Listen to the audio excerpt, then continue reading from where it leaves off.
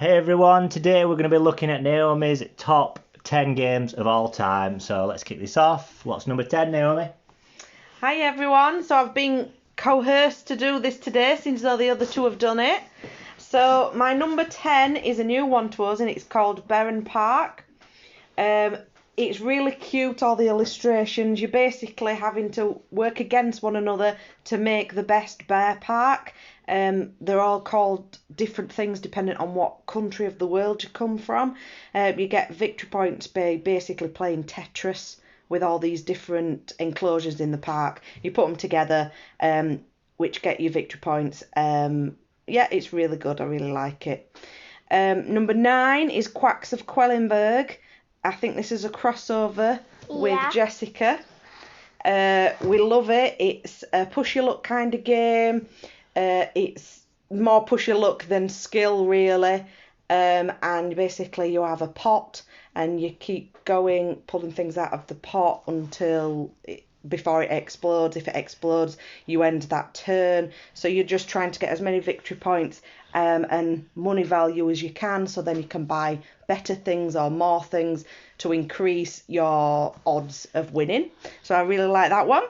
Number 8 is Board Royale, and again, that's a double crossover. It's in both of their top 10. So as you can see, as a family, we love Board Royale. It's a family game, not for young children, but Jessa's getting... For older children. Yeah, for older children. It's really, really good. So it's a card game and you're collecting resources. And it's Fortnite, but as a board game. So it's really good.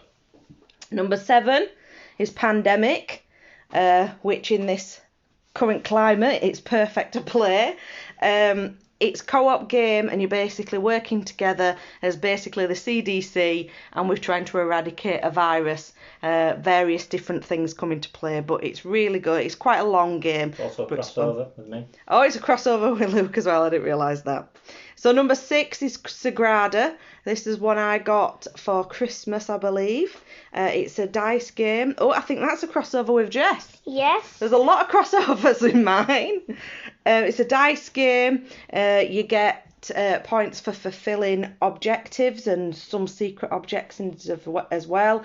It's all about dice placement on this pretty board. In front of you, you can't put two colours together, you can't put two numbers together, and then you fulfil the objectives. It's quite a bit of a thinker, but we really enjoy it. Number 5 is Fantastic Factories. It's a perfect balance between luck and skill. So it's a dice rolling, engine building game, and you have to build your best factory, and it's the person with the most victory points at the end. Each card you collect gives you a different ability. There's quite a lot going on. It's quite fast moving. It's like you're in a factory. It's really good, that game. So that's number 5, Fantastic Factories. Number 4 is another crossover. Dead of Winter. Dead of Winter. Now, we've been playing this before the lockdown. We were having people round and it was a go-to game. It's an all-nighter, pretty much. It's a co-op game and you're basically surviving the zombie apocalypse. There's different objectives and things that criteria you have to meet, or the zombies come and get you. You have to fulfill objectives of the main part of the game. It's a long game with a lot of depth to it, but we absolutely love it. So yeah, if you're in for the night, that's a really good game. Number 3 is another crossover with Luke. His Dominion. Yeah. So he's explained that. So we love it as a 2-player game. Any more than a 3, it can be a very long game. Definitely not go over 4 players. No.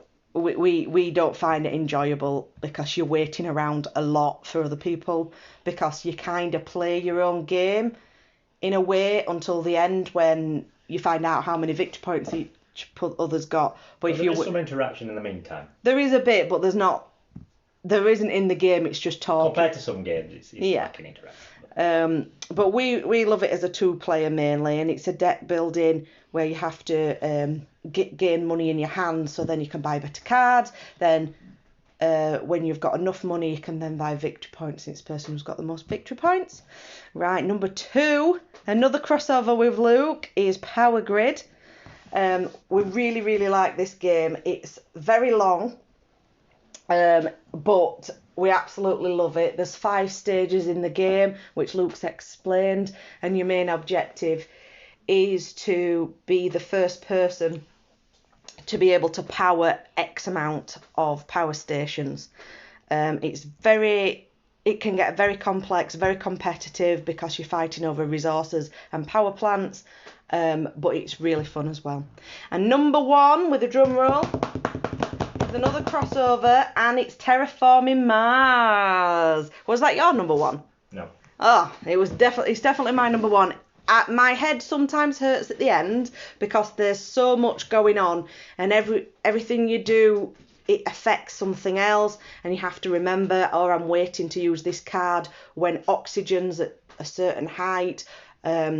A lot of things going off, but it's really, really, really good game, and it starts off slow and then it builds up momentum, and it's just really fun and a really good idea for a game. Absolutely love Terraforming Mars, but it is another all-nighter. It is. So you can't and just that's just a 2-player. We've never played it more than 2 players. We haven't. So we don't know how long it would be, but it's like a 4-hour game, I think, nearly.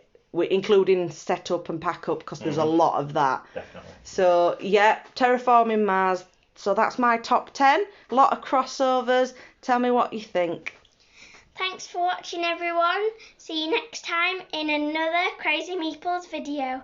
Subscribe and like.